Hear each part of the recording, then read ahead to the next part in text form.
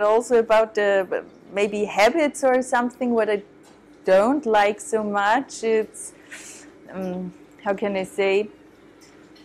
For example, when you are asking also in a shop, oh, do you have this or that? And then if the people would just say at the beginning, no, we don't have it, then it's not an issue. But first, it's very nice because they are trying to find something, but sometimes you have the impression that they already know that they don't have it. And so they just can say, sorry, we don't have it, it's no issue.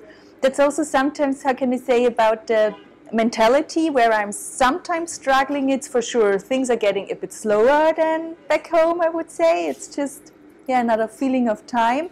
And for me, it's sometimes difficult, you know, if you don't know when people are saying yes, if they are really thinking yes. So sometimes I have the feeling that they really want to be so sweet and polite and everything should be positive and perfect and I don't know. But it's also not a bad thing like saying no or just saying openly your opinion. So sometimes it would be just so much faster if you can have an open conversation. But I just guess it's also like the culture here that you should not be negative, or I don't know how I can say it.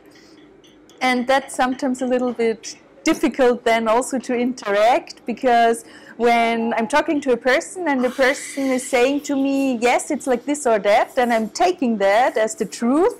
But then also in the conversation or after 1-2 weeks, then it's coming out, or it was totally the opposite side, and just the person doesn't want to offend me or being unpolite or whatever.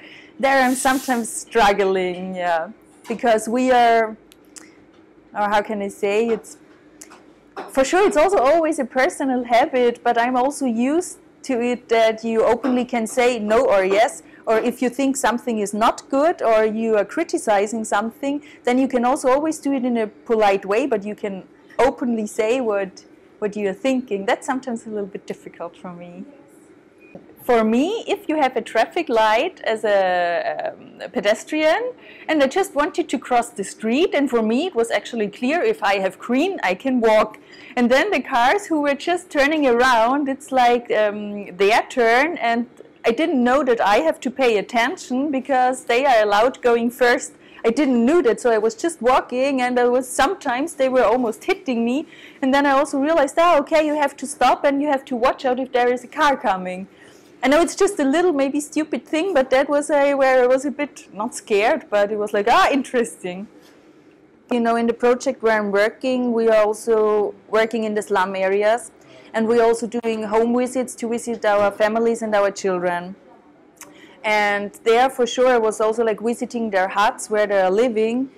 And I was also planning like doing a little documentary film about it, and I was also thinking, yeah, maybe it's sounding really stupid or weird for you, but I thought, yeah, I want to also experience it, how it is to live for some days in a slum. How is it, you know, how do you feel then?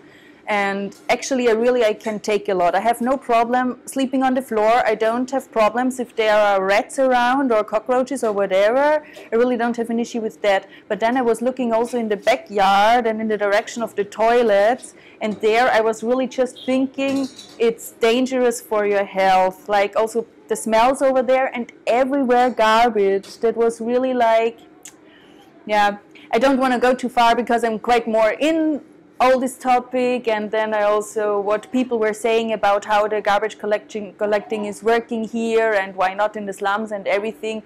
Yeah, then it's just like a tragedy. So there I was really also shocked about also the living conditions, and also when you were saying, yeah, it's not so clean everywhere, for sure. Yeah, what was also really a new experience for me, that was that people are afraid of me. So in COVID times, how can I say, normally, you know, the people appreciate that you are here, and me as a person, I have never had an issue that people don't like me or that people are afraid of foreigners or of European people.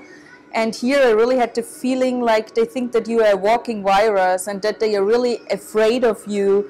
And yeah, that, for example, that they are changing the streets, or that, yeah, I can't say that you have the feeling that I'm not welcome. It was not like that, but just that the people are afraid of you, and that was a new experience for me. I've never had it before in my life. think some of the problems I've had actually in the same category of the weather is the heat. It really gets me. I love walking, but when I just walk 10 minutes and I'm drenched in sweat, it reminds me of Texas in a bad way. But other than that, there's a lot of anade, which is very tough for me. I have to coach my people, my team, on being really upfront, and they're getting really better about it. But you know, there's a difference between saying, "Oh, you're a complete jerk," and "Oh, this would be better." You know, going the positive. Like there's a term called lower looping and upper looping, and lower looping would be, "You're a jerk. I don't like you," and that doesn't have any place in business, and it's not even a great thing in personal. But upper looping is like, listen. Maybe we could communicate better if you actually told me this and came about it this way. You know, while I'm not thrilled when you do X, you know, I would enjoy it. I understand, and I would enjoy if you do it X minus 2. And you know, that upper looping. I hope should not be on a day. It should just be upfront. The other thing that I have some trouble with is because I run a business here. You know, a couple of businesses. I've got my consulting firm, Mobius Consulting, and we've got Dice Society, our cafe. Is the bureaucracy. The bureaucracy tends to be very complicated here. Specifically because it's, even when you go, you know, my team goes down to the government offices and they say, what do we need to do this? And the government office says, I don't know, go over here. And then they go over here and they're, no, I don't know, go over there. And then there's just all these other things, and we really want to follow the laws and follow the rules, and we do. But sometimes the bureaucracy makes it very difficult to do so. I'm not I mean, it's not a very big one. It's probably what most people say, but I'm not a big fan of the heat and the humidity of Yangon.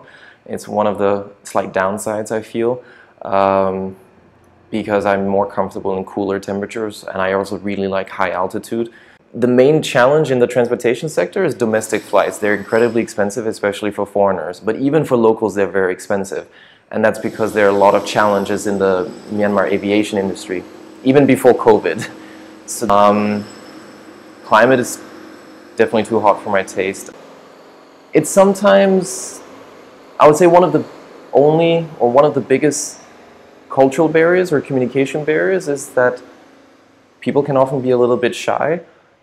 They, especially in a work situation, either people I work with or people who work for me, my employees, they can be a bit shy because of how strong social hierarchies are in Myanmar.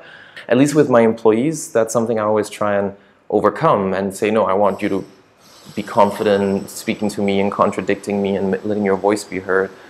And that takes a while. It takes a long time to kind of get used to that and have a good working relationship with local staff. But I mean, and sometimes they are not very good at communicating or not good at communicating in a timely manner, but these are things you can work with, right? It's something you can overcome if you hire the right people and if you work with them long enough to develop a constructive relationship where you can have frank conversations with each other. I know that many people, and I mean, I see it myself and I sometimes complain about it myself, it's hard to find talent in Myanmar. It's hard to find and hire talented people, not because people aren't very smart and hardworking, but because of the problems with the education system. But and that can be very frustrating because I sometimes feel as if, oh, I need to do everything myself, but that's not the case. In spite of all of that, it is possible, of course, to find people with skills and work experience who are you know, young or mid-age, it's just challenging. It's difficult because, like I mentioned, the education system was hollowed out during the military era. And I do find that if you're, as an employer, I find that if I'm patient enough to work with people and train them and respect them and give them space to grow into their job and to grow into their capabilities, or sorry, to grow into their potential, you know, your average young Myanmar worker is perfectly capable of doing a good job at pretty much whatever you want them to, but it does take patience. A lot of my work has been in environmental economics. I've done a lot of research on solid waste management, and when you look at environmental issues, there is this general approach to it, like trash, wastewater, use of plastic and using overconsumption. There's a general approach of out of sight, out of mind. So a lot of people, people do care about trash in the street these days, but that's mostly because of the smell or how it looks or because it clogs the drains. And a lot of towns in Myanmar are really struggling with this, but people have a tendency to assume that, oh, if I can't see the garbage because the rain has washed it away, it means there's no problem. I do believe that, again, this is because of problems with the education system that has been weakened so much in the past half century. There's not a lot of critical thinking, there's not a lot of awareness about environmental issues, but it's quite unfortunate because Myanmar still has a lot of beautiful landscape and a lot of beautiful natural resources, like say the Ayeyarwady River. It's a unique freshwater river. But people don't realize that there are, you know, tons of trash being thrown into the river every day because once it's there, it just goes further down. And yeah, so relying too much on single-use plastic bags, styrofoam boxes to take your street food in. These things are not just wasteful; it's also very damaging to the environment and quite unnecessary. But most people don't realize how big of an issue this is. Particularly trash, because you don't see the landfills, but also like waste of water is a common problem too, because people, at least in Yangon, rarely pay for the water, or if they pay a very small fixed fee, so people don't care about fixing leaking taps and pipes and stuff like that. And I think that's frustrating, but something that just needs to be worked on nationally. If you first of all, if you don't understand me, don't say yes, yes. If you don't know how to do the job, don't say yes, yes. Better say I don't understand, communicate with me, and then try to find a solution. Because I have also experienced many times that people are saying yes, yes, they can, and then suddenly nothing is done. They don't answer the phone because they don't know, and then they try to please you. And then they are afraid of not being able to do it, and then just avoiding you, which also sometimes really drove me crazy. And we are all under pressure because we're working with a client. The client is expecting, so I'm also expecting from certain people to deliver. But if you cannot deliver, then you have to tell me, okay, I cannot deliver today, but I can make it in the next 2 days. Not say yes, yes, and then keep me waiting. So this is one of the problems which drives me really crazy, and which has to change, definitely. All these people who are yes sayers and not actually being able to do it, it's not a good reputation for themselves, because image will suffer. Because if you do this one time with me and you don't deliver, I will not hire you anymore. I will not work with you anymore. So this is one thing which really is getting on me. Yeah, a lot of people also oversell themselves too much. For example, we sent out that we're looking for a certain person for a job with a job description, and then they come to the interview, and then they are not actually able to do the job, but they're overselling themselves that they can even do more than what is required. And when I put them into test, they fail miserably. So I then ask them, okay, what was your expectation? I mean, you know what has to be done. You're saying you can do more than this, but then eventually at the end of the day, you can't even do what is required, even less. But having the mindset that I actually can, and I also want this amount of money as a salary. So this is again reality. You have to be you have to be, first of all, honest with yourself and live in the reality you are right now, and don't take a job or don't promise too much to anybody if you can't fulfill it. And this was happening with so many people, and I had people coming in and I had people to let go and fire because over-promising and not being able to deliver. These things are still happening, and definitely it will still happen unless, what I was also mentioning before, there has to be a lot of education. Education at the workplace, how to behave, what is work ethic, how to be responsible, how to be communicative, how to be honest. If there is a problem, then we have to talk about it and find a solution. And then also being a problem solver.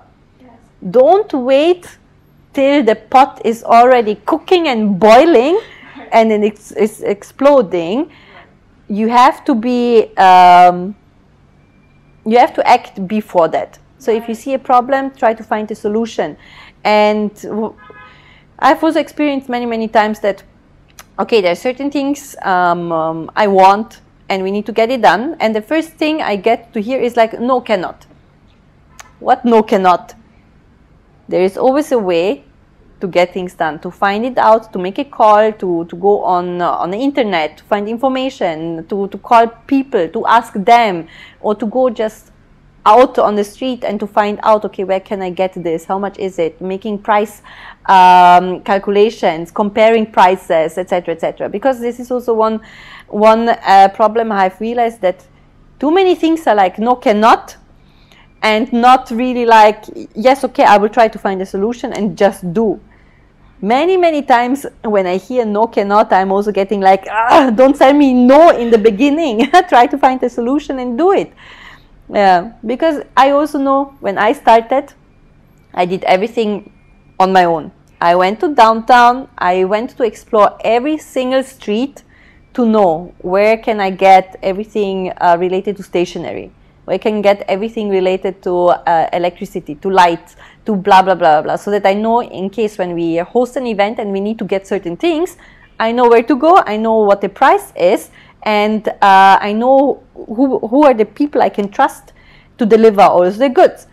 So when I started hiring people, and when these people started telling me no, cannot, then I got very angry, because I said, if I as a foreigner can go and find it out, then you as a local should be even more capable of doing the job. So don't tell me no, cannot. This word no is forbidden. I don't want to hear it. I told them, don't say no. It's a forbidden word. No is a word which is not going to be used here in our environment.